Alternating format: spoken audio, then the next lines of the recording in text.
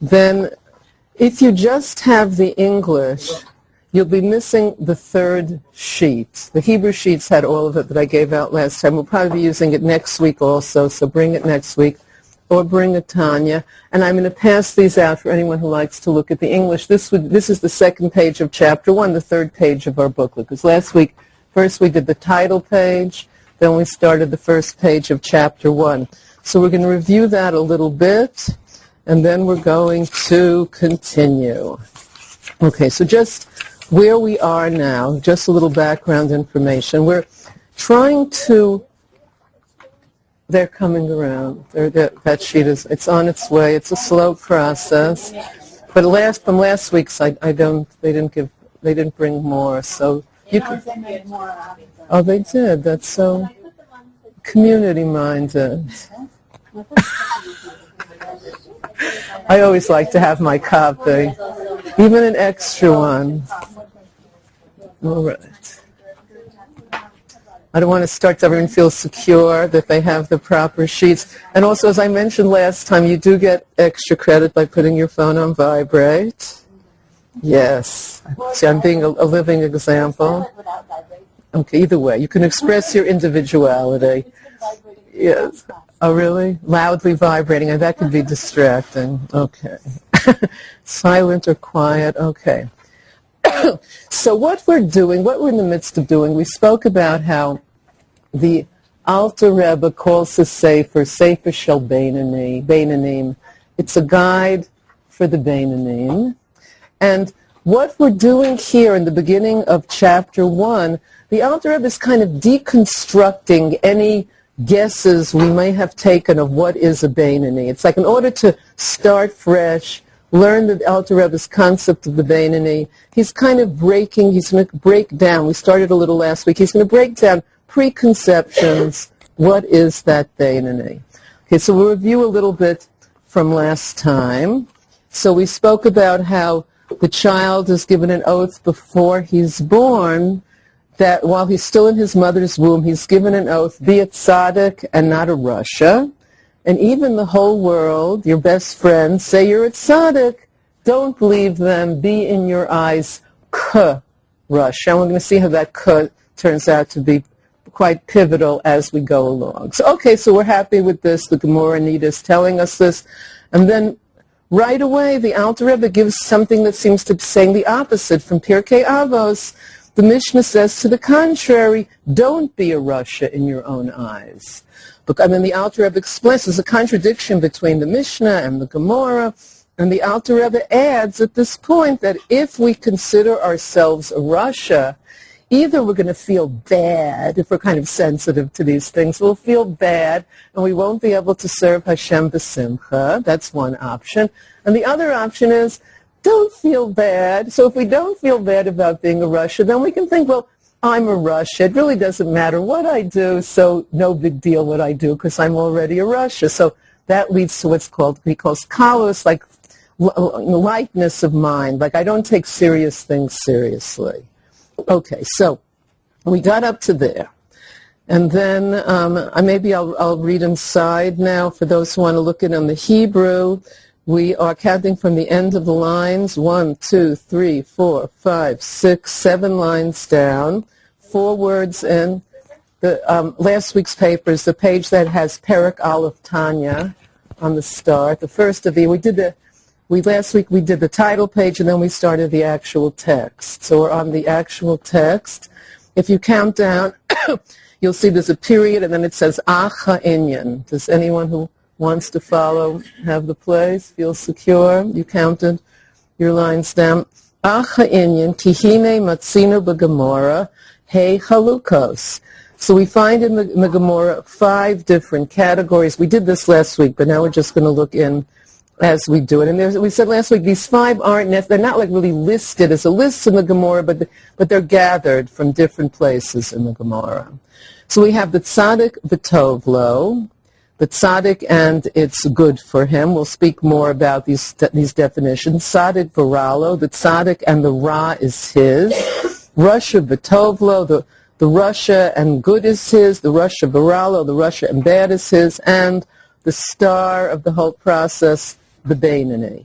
Okay, so these are the 5 categories, and all of this is just to try to make us understand more deeply what is the Beinoni, because we're going to see in our cycle, because a lot of these classes are really to help us know ourselves better and to be able to advise people who come into our lives, whether professionally, friends, whatever the case may be. So really having a clear understanding of the workings of the Beinoni can be very useful. Okay. Upirshu b'Gemara. Tzadik v'tov lo, tzadik gomer. Tzadik v'ralo, tzadik she'eno gomer. Now, I think this might be translated in the English as the tzaddik who suffers and the tzaddik who prospers. But this is not going to be the final right answer. And we're going to see why, because we're speaking about something more deeply than the external conditions of someone's life. We're speaking about what's going inside. What is the pneumius? Not if things are looking good for them or if things are looking bad for them. Okay, so immediately we have a quote now, Baraya Mehemna, Parshas Mishpatim. Okay, so Raya Mehemna is a part of the Zohar written by Moshe Rabbeinu. And Moshe Rabbeinu is having this conversation with Hashem, and he's asking that important question is, why is there a tzaddik that has it good and a tzaddik that has it difficult? In other words, the question is, why do good people suffer? This is Moshe's question. How could it be a tzaddik that suffers? That doesn't seem right at all. Why should a tzaddik suffer? Doesn't seem very fair, right? So it's not going to mean a tzaddik that has positive experiences in life and a tzaddik that has negative experiences in life. That's not going to be the final answer. Rabbi Meir, speaking here in the Gemara, says Hashem didn't answer this question of Moshe. He doesn't give an answer. Moshe asks, what are your ways? It's not answered. Moshe was bothered about why bad things happen to good people. This is in Gemara Brachas, Daf 7, Daf Zion. It speaks about this. I mean, we can understand the question. There's this interesting story that I heard about this, a mashal, a medrash, from Rabbi Yosef Yitzhak Jacobson. He was once speaking about, I don't think I mentioned this last time, the story about the Jewish tailor who makes a coat for the king, and he's accused of stealing material. Did I mention the story? Doesn't ring any major bells. So this is the story in the Medrash. The king orders this cloak, this beautiful coat, and this Jewish tailor works on it, and the king gives him this material, this unbelievable, gorgeous, expensive material, and then he brings the coat, and the king is very, very happy with the coat. The only problem is the anti-Semitic advisors of the king say, where's the missing material? The Jew stole the material. He didn't use all the material in the coat. Call him in. And they call in the tailor, and they say, you stole the coat. Where's the missing material? And the tailor says, every inch of material, every square inch is in this coat, but the only way you'll get to see that that's true is to totally take every stitch out of the coat, and then you'll see that it's all there. So I guess they decided to believe him. But this is, the answer. We read about the 10 martyrs on Yom Kippur, and then the angels say it's not fair, it's not right. Hashem, they go up to Hashem, and we're worked up. The angels are worked up about it. And Hashem says, silence, or I'll destroy the world. That never seemed like such a nice answer. But the answer is, the Medrash answers it with this story. He'll destroy the world, so we'll take the coat apart. We'll see that now we don't see the whole picture. I mean, that's why when someone asks the question, why did this happen, it's never the right question. It's always the wrong question, because we don't want to have the coat taken apart to see the answer. We don't want the world to be taken apart so we'll understand. So it's more something that we have to perceive through Amunah. We don't understand. It's not the right question. It's simply, Hashem's world. Hashem does good. It's all for the best. I mean, but we don't get the full answer. So but don't feel bad if you have that question, because Moshe Rabbeinu also asked Hashem that question. So this business with the tzaddik v'tovlo and the tzaddik v'ralo is not explaining things that happen in someone's life. Rather, it's explaining the madrega, the level of the person. There's different levels in tzidkis. There's different levels in how much someone is a tzaddik. And we'll speak more about that. But that's what it's talking about.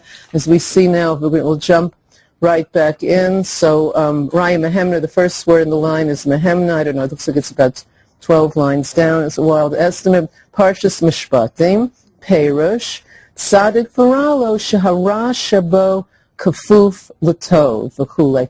No, he's a Tzaddik V'ralo. The Ra in him is subservient, bent to the good. In other words, he's so small, any Ra that's in him, that it might not even be on a conscious level. There might be something there that hasn't been turned around, that hasn't been sweetened, but he's not. It just doesn't even come up. It's not a struggle. It's not in the struggle situation, as we're going to get to our hero, the Beinoni, who does have the struggle.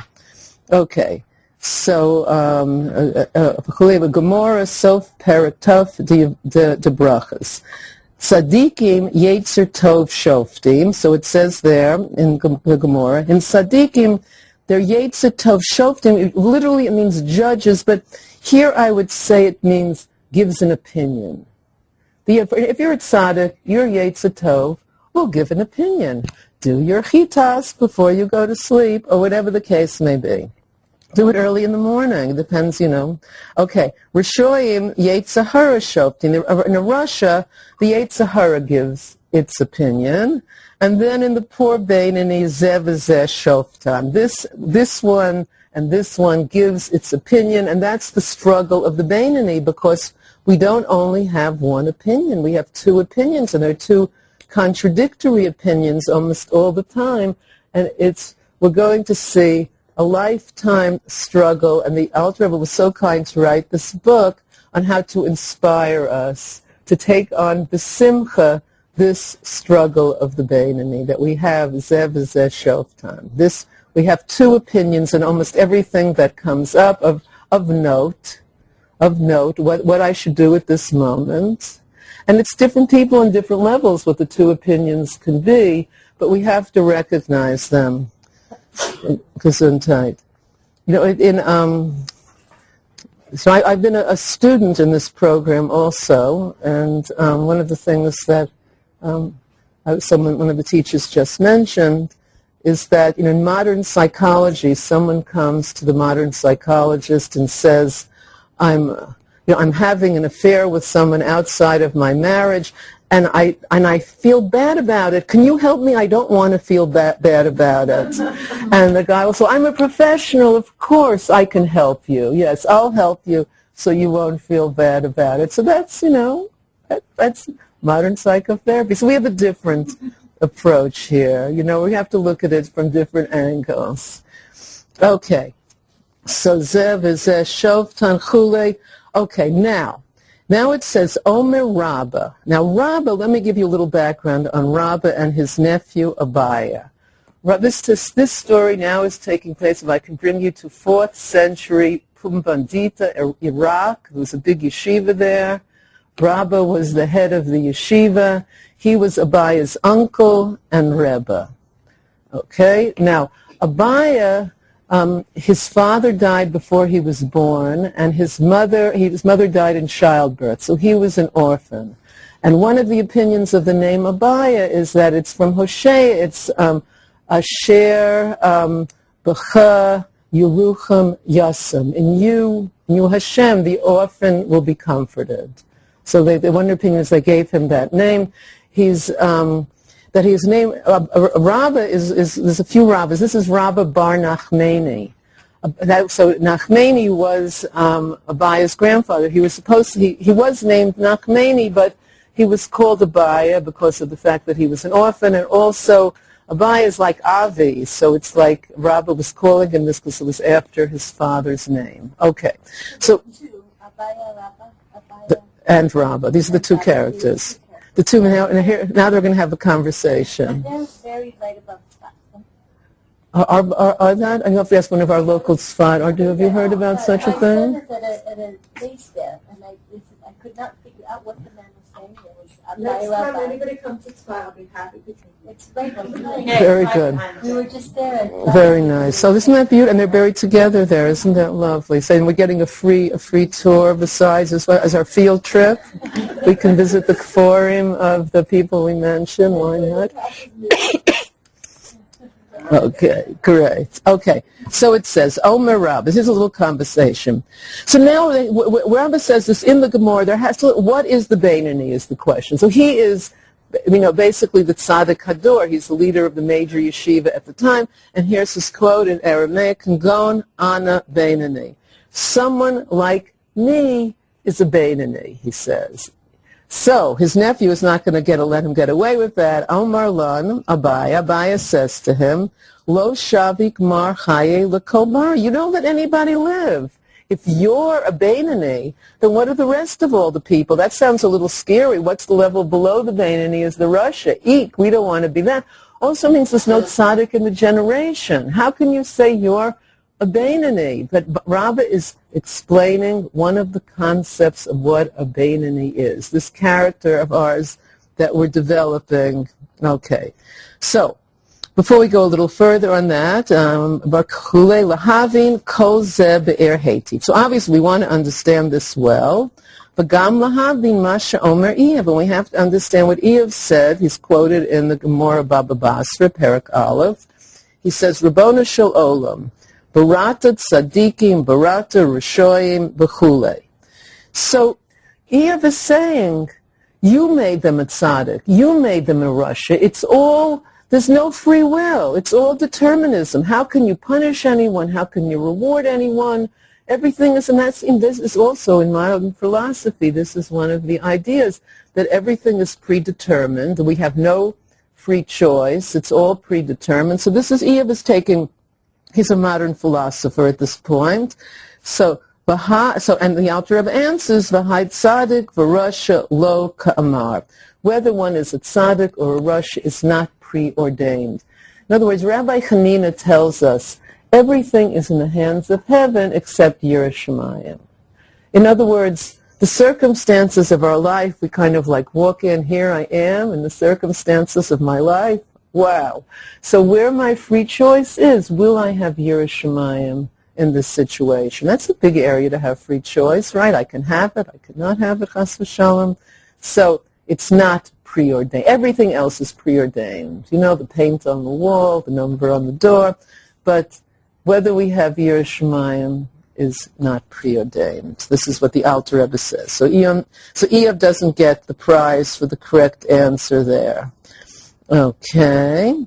Tzaddik v'rasha lo ka'amar, v'gam lahavin mechus madregas habeinoni. So we want to understand what is the essence, the mechus of the level of the Beinoni.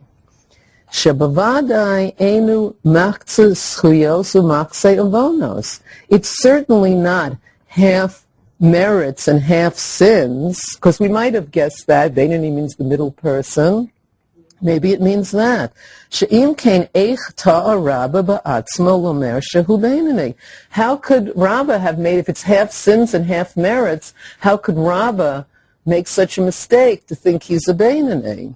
But because we know about his little biographical information about Rabbah, Benoda delo pasik pamaya migirsa. His mouth never stopped learning. Ach afilu malach hamaves lo haya yochel lishlat bo. Until even the angel of death didn't rule over him. We're going to speak about that story just to finish the sentence. Ve'echa yochel litos b'makza avonos chas v'sholem. So how could Rabbah possibly make the mistake and think that he's half sins? Okay, so first for this exciting adventure story about Rabbah bar Nachmani. So there was some makloikus in the heavens between Hashem and the Yeshiva Shalmaila, the head of the Yeshiva Shalmaila, whether something was tameh or tohar, whether something was pure or impure. And they said, Rabbah bar Nachmani will know the answer. We have to get him up here. And I guess the method for doing that was sending the Malach HaMaves after him down on the earth. So the Malach HaMaves comes down to get Rabbah, and he couldn't rule over him because his mouth never stopped saying words of Torah. And they were waiting for him for this, find out whether the whatever it is was Tameh or Tohar. So the Malach HaMavis made a huge wind that sounded like the Roman legions were coming to catch him. And then for 1 second he stopped learning, and then the Malach HaMavis could grab him, bring him up to Shemayim, and he said Tohar, whatever it is they were worried about, was pure. Okay, so we have this guy, like really, we would think he's a tzaddik. He says, someone like me is a Beinoni. So this is to add to our confusion. What exactly is a Beinoni, and how does it relate to my life, or the life of someone that I'm trying to advise in some manner? Who is this Beinoni? Okay. Now, v'va'od shahare b'shah she'osei avonos nikra Rosh Gomer. The time that someone does a sin, they're called a Rosh Gomer. V'im achar kach osei tshuva nikra Tzaddik Gomer. And if he does tshuva afterwards, he's called a Tzaddik Gomer. So when is he a Beinoni? He's a Rasha, he's a Tzaddik. When is someone a Beinoni? It seems, I'm not quite getting it. Also, there's a difference, just to point this out. There's a difference in how a Russia or a Russia is defined, whether we're talking about edus, about witness, being a kosher witness, or whether we're talking about reward and punishment.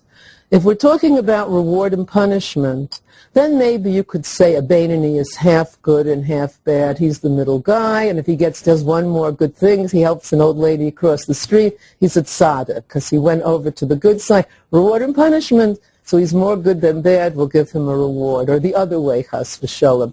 If we're talking about edus, about bearing witness, one of the requirements for that university, for that position, is you can't be a Rasha. So it's pasul edus. It's considered false witness. We can't take a witness from someone who's a Rasha. So if someone has 1,000 mitzvahs and one avera, he has to do tshuva before he can be a witness. In other words, even it doesn't matter if it's a lot more good than bad. He has to do tshuva and then he can be. So it depends on the context. Also, these terms. What? What did you say? Too stressful. The one woman is a witness in anything that has to do with women. If a woman says it's kosher, it's kosher. If she says the bedika is pure, it's pure. So one woman is enough too. So they're on the check-off list. Okay. So now the next few lines, the Alter Rebbe is going to really just stress. It's kind of almost like a pilpul. He's stressing the point of how good is this Beinoni? Okay. And then we're going to see how it relates to our lives. But now this part is really just making a point here. V'afilu ha'over al isser kal shebedivrei sofri mikre rasha k'de'isa beperik beis d'yavamas. And someone who does something, even a small thing that's forbidden by the rabbis, he's called a rasha until he does tshuva. V'afilu mi sheyesh biyado Lamachos v'lo micha nikra Rasha. And if you can point out to your friend and say, maybe you should have spoken more nicely to the milkman or something, whatever the case may be, and you don't do it, that's also considered a Rasha. We're supposed to help our friends in their avoda, so that's also a Rasha. And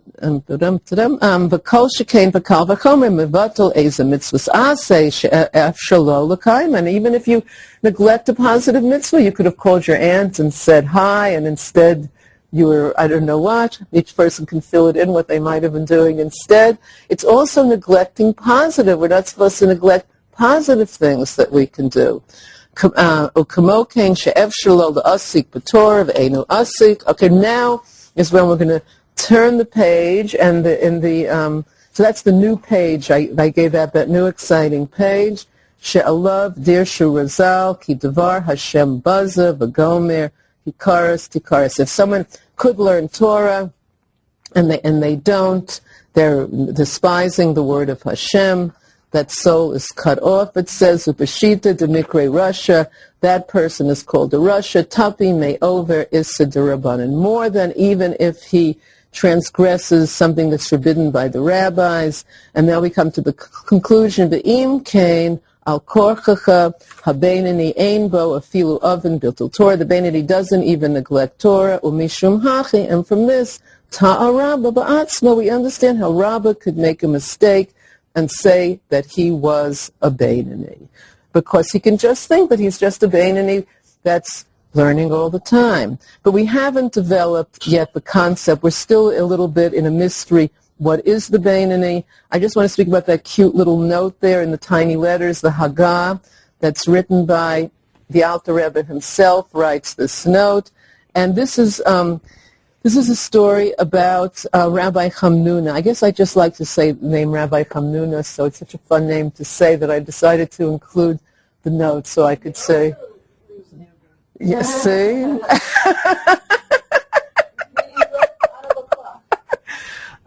That's right, a beautiful poem. Oh, no. Rabbi Nechenya, yes, all right. We won't quote you there. Okay, yes. Now we've straightened out the author. Okay, and Rabbi Chamnuna has the same question of why are good people suffering? And he says maybe shema mu'utan b'avonos, maybe they have little sins, and that's why they're suffering. And he asks this question to Eliyahu, a Navi, who says, wrong. That's not the right answer, that this person that we're talking about, the tzaddik, Baralo, it's not the Ralo because he has little sins, but that the evil in him is totally subservient to the good. It might not even come up on a conscious level. Okay, so chapter 1, we're going to stop at this point. It continues to speak a little bit about the animal soul of a Jew, and then we're going to continue with chapter 2. So that's in the old booklet for everyone who has the old booklet, or if you have a Tanya. And so we're going to look at that. I'm just seeing if there's anything. Okay, lesson 2. Okay. So everyone has the place. I like when everyone has the place who likes to look. And I'll be reading a little more slowly now also. Okay. So it's chapter 2. I think this is, in the old booklet, it's the 3rd page. It's, if you can help the person next to you find it. Oh, that's the back side? Oh, okay. It's Nefesh Hashenis B'Yisrael. Okay, so everyone feels secure that they have it? Who wants it? Nefesh Hashenis, you can look on with someone? Okay.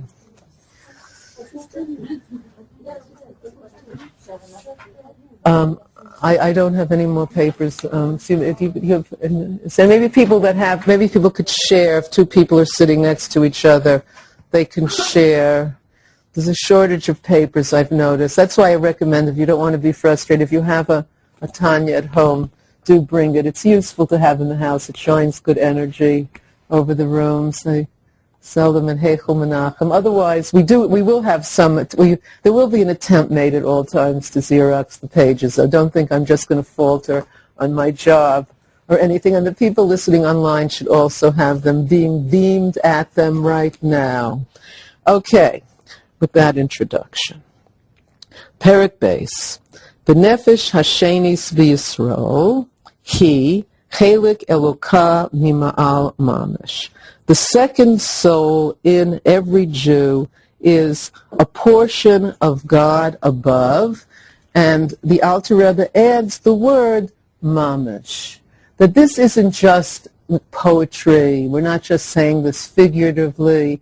This is the absolute truth. And I think this part also connects very much in terms of psychology, in terms of relating to people, because the more we're going to develop this idea, but the more we can look at people and understand that they have a piece of God in them as we're going to develop this idea, the more it can be a very stabilizing factor in someone. I mean, the rest of their personality might be going through a stage of crumbling. It does happen sometimes, but this second soul, this is there. This is, on some level, this is who we are. It's very deep. Okay, let's look inside a little bit, and then we'll talk more about it. So, again, the last chapter spoke a little bit about the animal soul, Nefesh HaBahamas, it's known as the animal soul, or if you want to give it a more fancy name, the nefesh hachayunis, the vitalizing soul. It's it's that animal soul that keeps us alive, that likes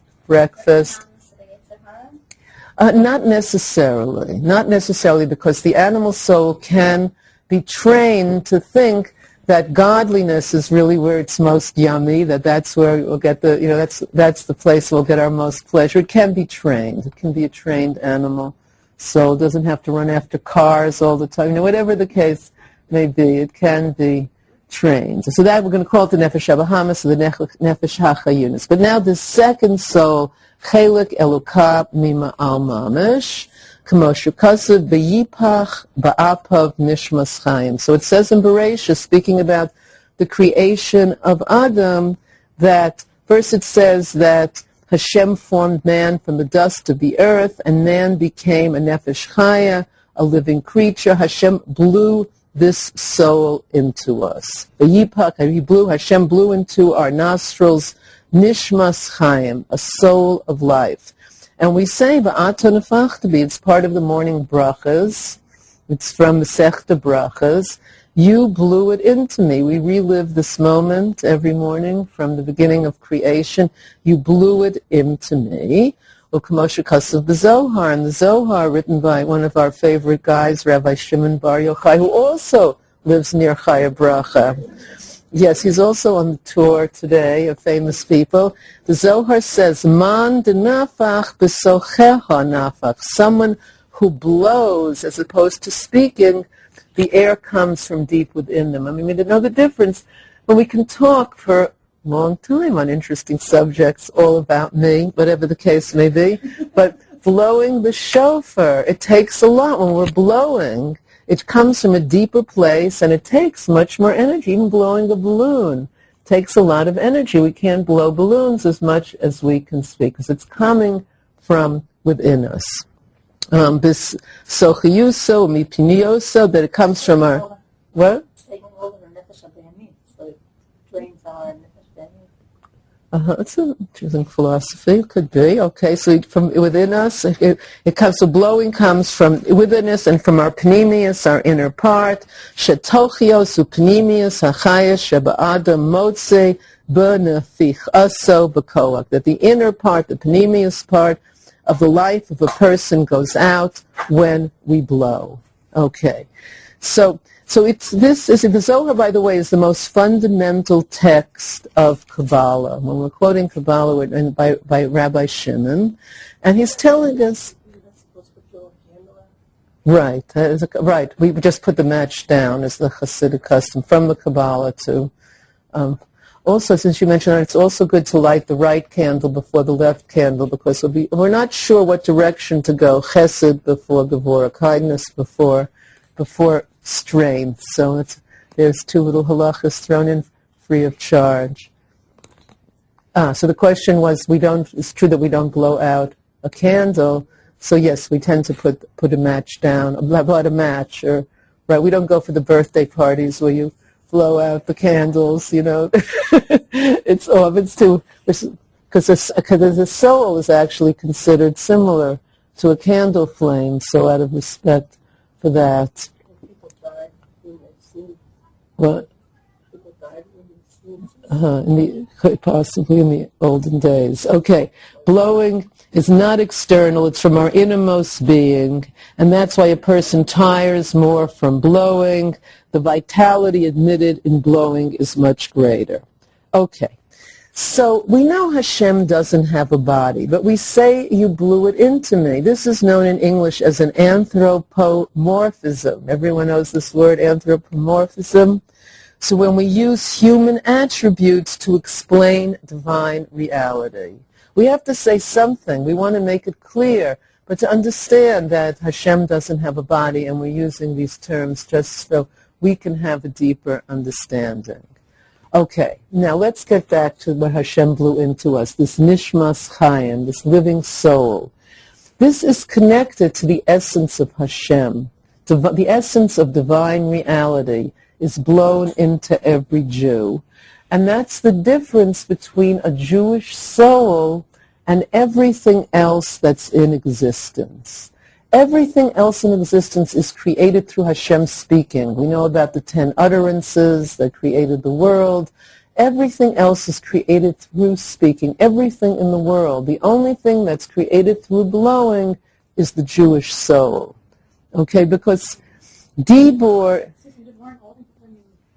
Adam was created this way, and all the humans came from. Why only the Jewish soul? Well, the Arizal says that if it wasn't for the Eitz Hadas, if we hadn't eaten from the Eitz Hadas, there would have been just Jewish people coming from Adam.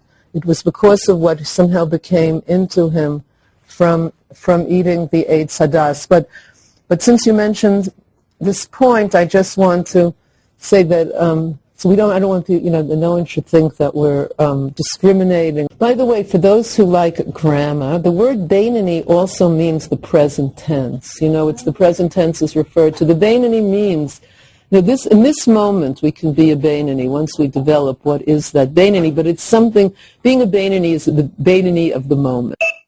It's like at that moment to choose to be a Beinani, at that moment to choose, as we understand more of what the Beinani is. Okay, so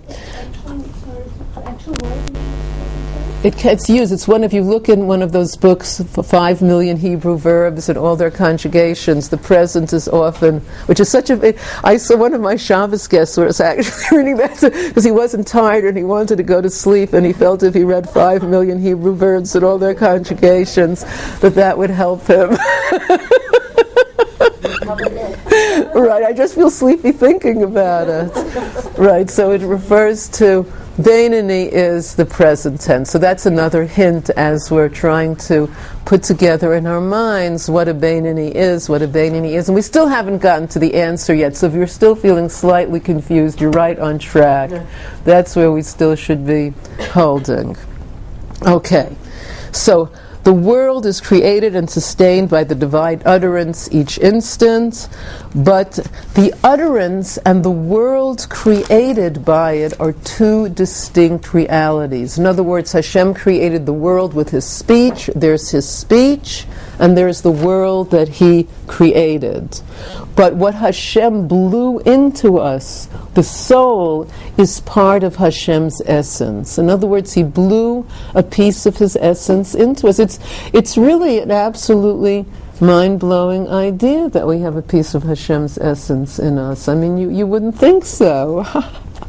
We know ourselves, because we have to make it more conscious is one of the ideas. One of the ideas about learning Hasidus, learning Torah HaNefesh, is that these ideas, we've heard them before, but we need to make them more conscious. Just talking about them helps us make it more conscious. Yes? I know that I kind of vaguely brushed through the concept of the Jewish soul versus the non-Jewish soul, but I'm very curious that it was blown into Adam to create that essence from a piece of Hashem. Mm-hmm. And then I know we were all meant to be Jewish until the sin. But then how did that change? How did the souls of the non-Jewish people essence get changed versus the Jewish souls? I'm just very interested in that. Okay, yeah, so let's hear what that girl who's taking us on our tour of Spot has to say. Speak loudly so that. It just happens that I happen to read a beautiful devotion from Rabbi Sachs, wherein he asks the same question: how could it be that the Torah starts out with all of mankind, and then all of a sudden Abraham comes on the scene, and there's a little bit about the tribes of Esau and tribes of Yishmael, but basically, and then after it's Abraham's family. He said such a beautiful idea. He says, because Baruch Hu created mankind, and then mankind didn't manage to hold up to the more godly standards that God made us swear that we would be inside of God and Rasha. So then God brought on the scene, if this is the prototype, then you have to give examples. You have to give living examples. And so HaKadosh Baruch Hu brought the whole family and tribe and nation of Am Yisrael to be the example of what God is talking about. He created mankind, and I want him to be moral, and I want him to be godly. And so, what does that mean? Okay, so let's take an example. So the potential was there, The potential was and there. it wasn't actualized till Avram. No, potential was there, right? And because, like Miriam said, because of Chet Etzadas, and then after that, the Mabul, and then after that, right? Migdal Bavel, and then, of course, we need a little bit of genealogical selection here, right? To be able to make this example a real Kiddush Hashem for all times. So that's why the Jewish people were created, especially. When you're just warned, I don't think he needed to change it. Hashem didn't necessarily, I could be wrong, need to change it, but it could be then lacking, you know, The point as is if that one was Hashem created with two eyes and then some have one eye. They're just lacking it rather than having to change it. But the point that I'm trying to understand is Hashem blew that breath. Yeah, so that was missing into in the. Adam. Right, why can't it be From missing him. into the non-Jewish souls? It is missing rather than changed. Because the creation of the passed soul down. happened right there. You know, wait, you know, in let me, the okay. Sphirot, in the 10 Sphirot, that the Adam, you know, he once he was in the sin, all the parts, the parts, Right. the sparks means that Asphirot, the Chokhmah Binah Dat of Adam Arishon was the part that wasn't connected to the sin, and from that part tzaddikim come. And Jewish souls come from the part that was more elevated from the sin.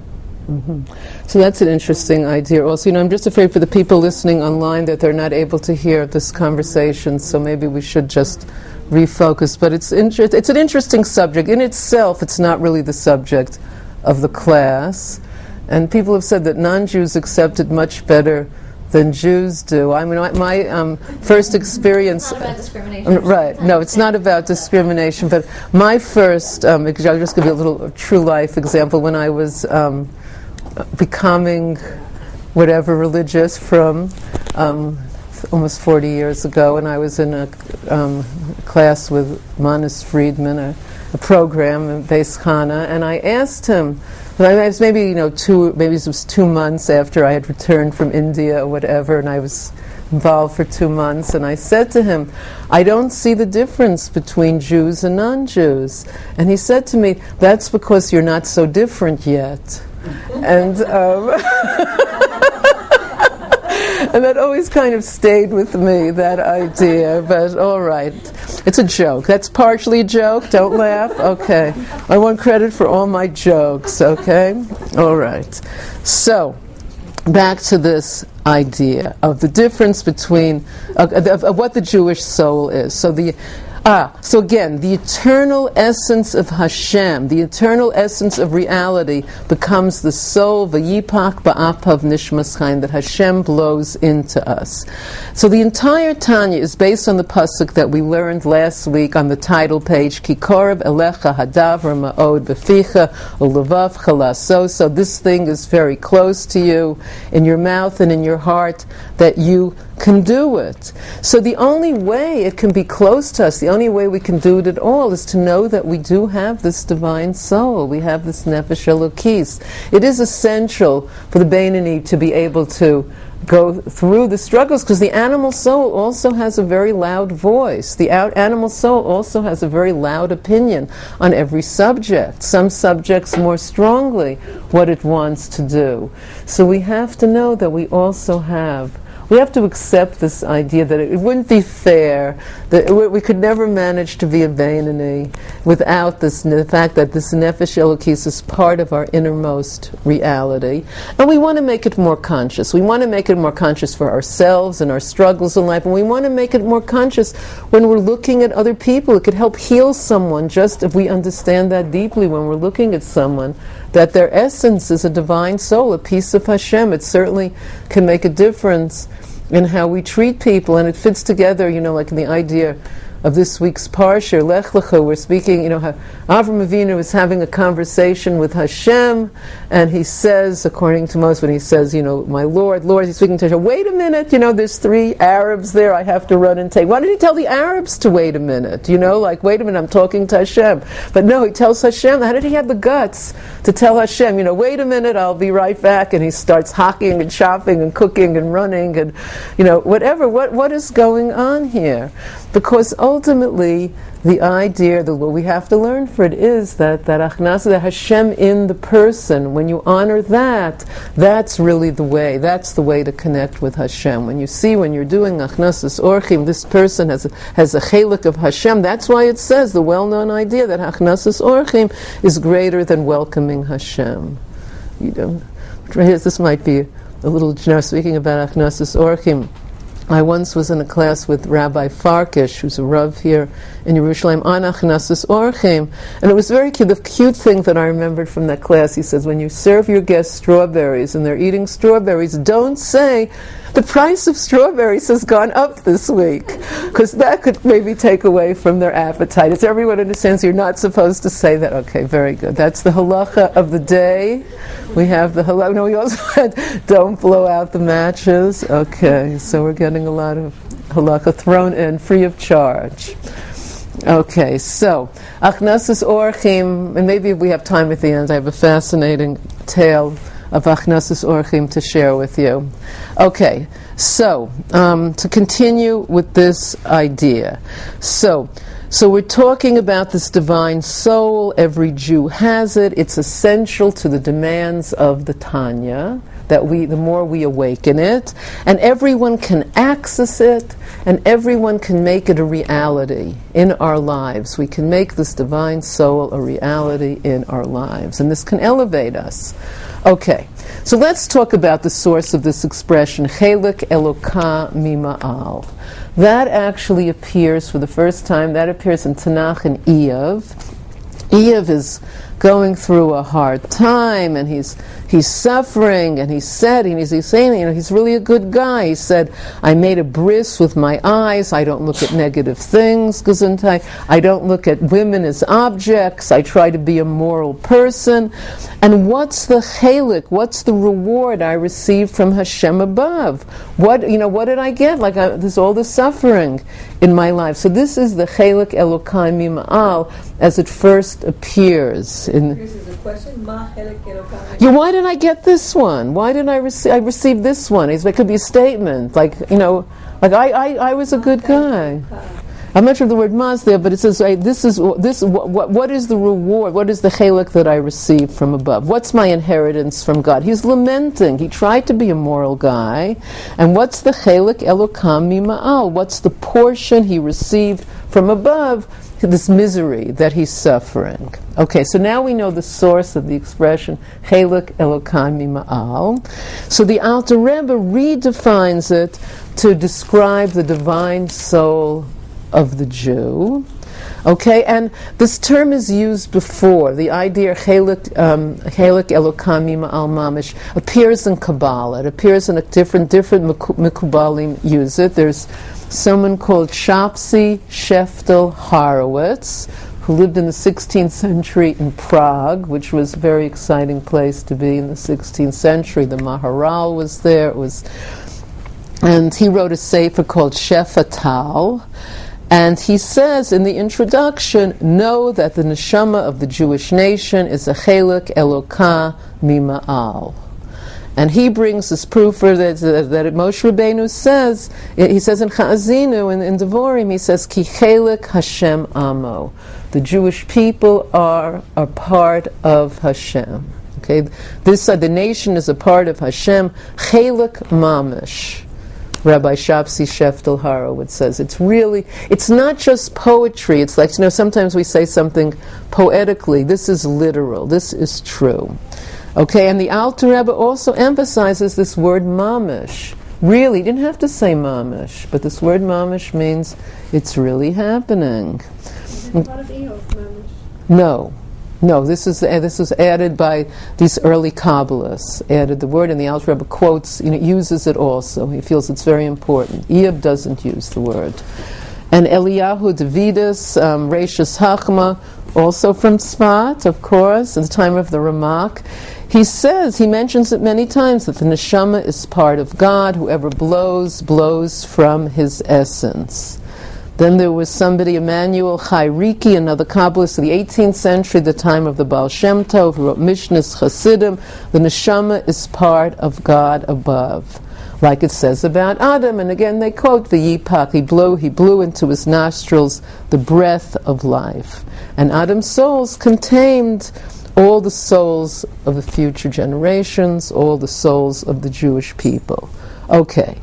But we also have a powerful animal soul that has a different take on reality.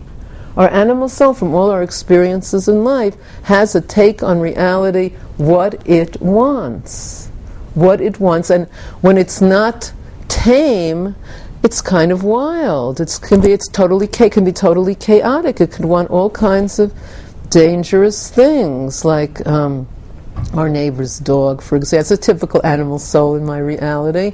Likes to run in front of cars. He thinks that is like a cool thing. Running behind cars is like boring, run-of-the-mill. But running in front of cars he finds to be like very stimulating to get the day started. And it's like not a good idea. And to train him, and my neighbors, and we're also quite fond of this dog, it says, you have to put like this kind of chain around their neck and say no, no. And when he sees the leash and the collar, he gets very worked up immediately. Like just the sight of the leash, he knows it's not for him. It's like it doesn't seem right to have a thing around your neck, somebody pulling. It's just so taming the animal soul. I mean, there's something like exuberant about running, and there's something, there's a beauty to it, running, but it's not a good choice, even though that wildness. Okay, so each person is different. I mean, depending on the family we were born to, all our experiences in life, our animal souls might have slightly different messages of what they happen to be attached to, what they want to, what's their comfort level. Where is the comfort level? But we don't have to just identify with our animal soul. We have another part of us, and we need to make it more conscious. Because it really makes, again, it's healing for ourselves and for other. Rav Yitzhak gave you this little booklet here. I hope everyone has gotten their little booklet.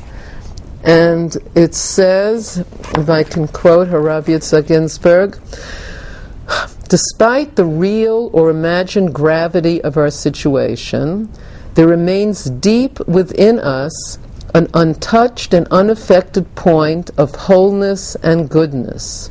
As soon as we remember this, we can use this point to recast our whole situation in a more positive light. Without this awareness, we may conceive of our inner selves as problematic or even tainted by some psychological disorder or complex. In truth, however, we possess an identity and selfhood that is independent of our anxieties. If we can gradually identify with this inner point of health, we can rehabilitate ourselves in its image. In other words, this is what we're talking about, this divine soul. This health can come from this point. The more we can identify with this point, that it's pure, it's healthy, it's untouched. Nothing can sully it. It's unsullied by all of our experiences in life, and this is a source of health. Yes. So which is the real me? Which is the real me? And that can vary on different moments and different occasions. I don't think we should make that static. I don't think there's a static answer to that question. But it must be either an animal soul with this gift I can use, or it must be this gift, this holy being with its animal self that keeps pretending it's me. It has to be one that's me. Well, not necessarily. Yes, what did you want to say, Chaya I was Bracha? going to say that some of us are born with more of a wild animal than others. And that wild animal can use its wildness. It doesn't necessarily have to be either or. Because like it says, like someone who's born with like a real interest in blood should learn to be a shochet and do good things with that wildness. To elevate the animal soul. That's the point, that we can use it. Trying with a certain point and saying that's, like it said in that paragraph that you read, and that must be that should mean that that's actually the real me. Otherwise, why am I identifying something that I'm not always? Because we need the animal soul to do anything in life. Like it walks us to do the Bikur Cholim. We can't do Bikur Cholim without the animal soul taking us along. It needs to be trained and elevated, and then they really can work together. But am I that holy soul, the animal soul that lends me its good and its bad, or am I really the animal soul that can actually inculcate in myself things from the Holy Soul? I think it's moment to moment, that answer, the answer to that question. But for me, that's struggling with it. I have to repeat the question for the online viewers. So, who am I really? Am I really my animal soul, or am I really my godly soul? And the answer is, since we spoke about the Beinoni being the present tense, that answer is a moment-to-moment answer. One of the ideas, and as you're going to be learning more Torah's HaNefesh classes, is that Mitzrayim is really defining who I am from whatever definition I have for who I am. It's limiting me in a sense. Like, we don't have to have that definition. We don't have to have a definition for who we are. You don't actually need an answer to that question, in other words. You can let go of that question and see how things develop. That's what I actually got from the last class I was in. I think we can meditate on that. What? Using both sides, using the animal soul, yes, b'chol levavcha. So we only have a couple of more minutes. Let me see if there's just any ideas I want to, because next week we're going to be going on to chapter 12, which is still in the booklet. So if you're dependent on that booklet that I gave out last time, bring it along for next time, or bring Tanya's come in all sizes. You can get it. We will also hopefully have some printed copies of this and that. Let me just see if there's anything else I want to share with you on this subject before we finish. Okay. So everyone has this divine soul, but there's a difference in the depth that we'd experience it, how much depth each person experiences, and we want to deepen our experience of our divine soul. The Chet Eitz Hadas brought another reality into Adam's life, and as the Arizal says, from here came the nations of the world, also came into existence. Now, no Jew can escape from having this divine soul. You can't decide, well, I'm not interested in that that didn't work for me. It's still there. It's something that no one can say they don't want anymore. There's this story with Acher. You might have heard of Acher. He'd been the teacher of Rabbi Meir, and he kind of fried out, as they say in the colloquial. And he was riding on his horse on Yom Kippur by the Holy of Holies, and he heard a baskol, he heard a heavenly voice saying, everyone can do tshuva except for Acher. And he took this seriously, thought can't do tshuva. And the Gemara says on this, you might have heard the story, my husband thinks this is an amusing anecdote from the Gemara, that you have to, when you're in someone's house, you have to listen to everything the host says except if he says leave. You don't have to listen to that. So this is the mashal, like if Hashem says get out of, he's the balabayas, he's the host, get out of my domain, you can say no, I'm bonded to you, I'm connected with you, I'm not going. And this is what Acher should have replied, no Hashem, I'm not leaving, I can do tshuva, I'm going to do tshuva, I'm bonded with you forever. So this is our divine soul. We are bonded with Hashem forever. It's the essence of who we are. We can't say not me. Doesn't apply to me, and it applies to every person. And to see it in someone is something very healing that we could do with them. To not get stuck on a personality level. Sometimes someone can be difficult, whatever on a personality level. But if you can even for a moment connect with them on a divine soul level, that will be good. And maybe just 4 more words here. So after it says, whoever blows with koach, after the 2 dots, it says, Kach al derech mashal neshamas Yisrael olu b'makshava. That's where I want to finish this chapter, that the Jewish souls arose in Hashem's thought. like Jewish souls. Before Hashem created the world, should I create the world? Jewish souls. It's going to have Jewish souls. That sounds like a grand idea. Let's go for it. Let's create the world. Jewish souls. So again, the rest of the world was created with speech, and it says right out, Hashem said, "Let there be light." But the Jewish souls are created in thought, and the Jewish soul is blown into us from Hashem's essence.